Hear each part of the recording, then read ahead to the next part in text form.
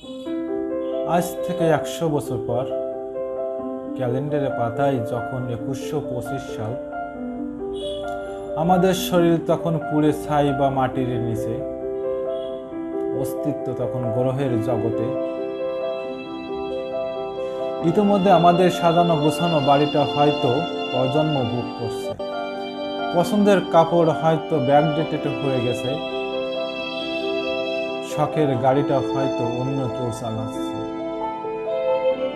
হয়তো আমাকে কম জনে স্মরণে রেখেছে, হয়তো বা কেউ ভাবেও না, হয়তো বা কেউ ভাবেও না, হয়তো তাদের হাতে সময় নেই,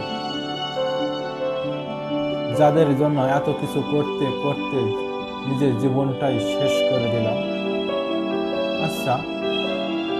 আচ্ছা, বাস্তবতা জীবনে আপনি আপনার তার দাদুকে কখনো স্মরণ করেন? একটু ভাবেন তো।